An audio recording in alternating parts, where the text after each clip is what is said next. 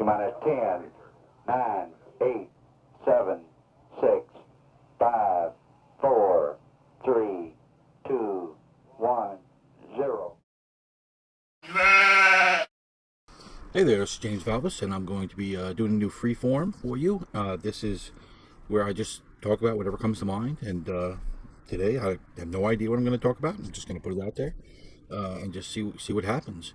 I've decided that I'm going to try to keep these short, try to keep them around 15, 20 minutes tops, but maybe 10 minutes, because I think when people look at stuff and they see something's running half an hour, that they say, I don't have that much time, and they just skip it. So I'm going to try to shorten them up and maybe just do more of them, and maybe you can catch more of them if you're listening. So yeah, I'm presently sitting here, just it's late on a Monday night, and my daughter's in her room playing the guitar, and my wife is gone to bed, and I got a little bit of time. I'm just hanging out, and what I'm mostly thinking of, is just how easy it is to get lost in your own thoughts and just sit here and do nothing. I mean, it doesn't seem like a very deep thought, but lately I've been thinking about how much time we waste, how much time it just goes away. I swear it was just yesterday I was 20 years old, and now I'm almost 50, and where'd it go? I don't know. I certainly worked hard at my writing in that time, or at least some of that time, but it doesn't seem like I should be this age. It seems like I should be much younger. Like life should be more. What happened in my life, if you compressed it down to just the action, that would be far and away a much briefer life. I mean, it's like if you just sit around and do nothing for a day, and do a couple of things, go for a brief walk, and then maybe cook dinner and eat dinner. Well, those two things would seem like your day, and all the rest of it would just be space. It would be like, when you look at a coin. This is one of the mysteries of life. A coin is not solid. A coin is mostly space. And there's all this space in between the atoms. And it's like, why can you just not? Why isn't it just like jelly, holding a coin right now? And you try to bend it, you can't bend it because it seems solid, but it's really not solid. It's got nothing but space all through it. And then I think it's like our days. Our days seem solid when you're living them, but there's all the space in them. There's all the space that goes on in and around the coin, in and around your day, in and around your life. And when you look back on your life and you get to be, 50 years old like I am, or close to 50 years old, I'll be 50 next May. That entire, you'll look back on your life, and you see it as almost just these moments, mostly moments compressed together in this, in what turns out to be, seriously, it doesn't seem like more than a couple of years.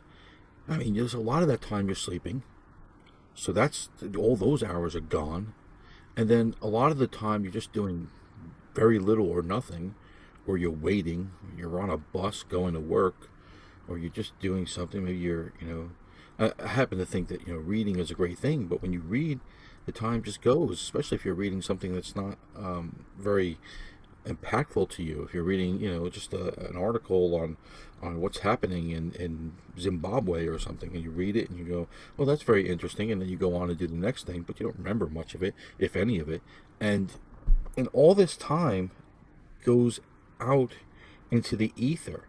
And when you look back on your life and you see the things that happened, the things that really happened and took hold of you, and you've existed in those moments, and you compress that down into what really is your life. And when you look back on your life, you say, gee, there's not a whole lot there.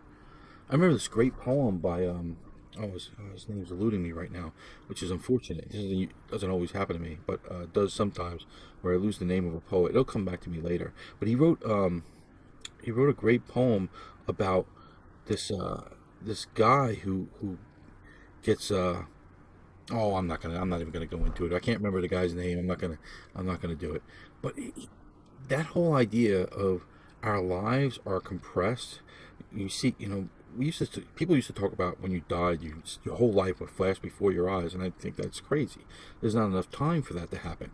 There's not enough time for your life to flash before your eyes. You're dying. You have a couple of seconds. You're gonna see, 80 years in a couple of seconds. But now I'm starting to think maybe that's possible. Maybe your life flashes in front of your eyes in the sense that you see all the stuff that really mattered, all the stuff that you did that was impactful and was big in your life. Uh, the the guy, Anne Sexton, I remember her name at least. Anne Sexton once said that emotion is consolidated living, something along those lines. Emotion, life happens in that emotion, in that impactful moments of life, and it makes your memory hold it. Emotion makes your memory hold it. Pain, in fact, I think it might have been pain. She said, not just emotion, but pain in general, makes you remember. And without that, you don't remember anything. You have to have emotion attached to something to remember it at all, which is an interesting idea. If you want to remember something, you got a big test coming up next week, and you got to remember, whatever it is, say what it is, punch yourself in the face. Say what it is, punch yourself in the face again. After a while, I suppose you'll remember it because you're associated with being punched in the face. Man, but I was thinking, really, I was just sitting here thinking this, and I'm thinking to myself, I will not remember this moment for the rest of my life. It just goes, it disappears, it's gone. And the only way I'll remember it is if I force myself to remember it in some way. And I think that's what a poet does in a lot of ways. A poet is a person that goes around and forces himself to remember stuff. I don't even think all artists do this. I'm not so sure that fiction writers do it. Fiction writers, like, they remember stories, or they invent stories, and they fanciful stories, and they build up this stuff. But I don't know that they remember moments. I think that's where a poet comes in. A poet is an artist of the moment, and a novelist he has a wide scope, and he can deal with generations and vast epics, and of course those epics are made up of moments. But I think that when you really get down to the nub, when you really get down to the deep memory of something, I often thought, for a poet can write about an instant in the way that a novelist can't, because a poet can expand that instant almost infinitely. But if a novelist tries to do that, he ends up with Ulysses by James Joyce. Ulysses is this very thick, dense, poetically rich book that covers one day in the life of one guy.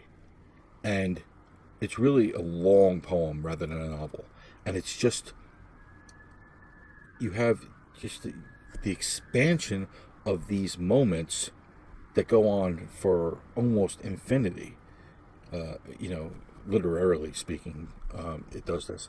But I don't like the novel. I think it's too much. I think it's too. You can't expand a whole day like that. It becomes ridiculous. The artifice of it becomes nuts. It doesn't work in the same level way it does when it's a poem and you're dealing with one instant and one moment. But if you think as a poet and you think of moments like I do, and you start to add those together into a life, you start to realize, when you put them all together, it's like you have all these papers all over the room, and then you finally collect them and you put them together and you put them on your desk and you look to see how thick it is, and it doesn't really take up a lot of space. It just doesn't. And so here I am, almost 50 years old, and I look out back at my life and I say to myself, wow, not a lot happened. It seems like a lot happened. Maybe even compared to a lot of other people, a lot did happen. Compared to some, more. Compared to others, less. But generally speaking, even the person who just lived the most incredible Indiana Jones type life, I think that person would be just about the same as I am at the end of his life. His life or her life would be just a trickle, just a small condensed little thing of minutes. It would seem like he lived a year or two or three rather than lived 60 or 70 or 80 years old. I mean, it's really no wonder that we never really truly mature. I mean, our society in some ways is functioning in that way now, that it doesn't allow people to grow up.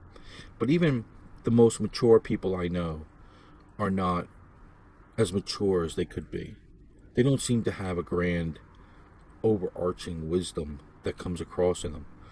And it's just, there's just not enough time, maybe, because you're going to the bathroom and you're taking a shower and you're brushing your teeth and you're making dinner and you're watching a little TV and you're going to sleep, and then you go to work and you sit in the meeting, and the meeting is completely meaningless and boring. It's just to fill the vanity of this boss who brought in this speaker who's just a complete dope, and then you go and you walk the dog and you come home and you do a little shopping, and then you put this all together, and what was meaningful and what was impactful and what mattered, and you look at all that stuff. All this stuff didn't really register, and it was just kind of cruise control.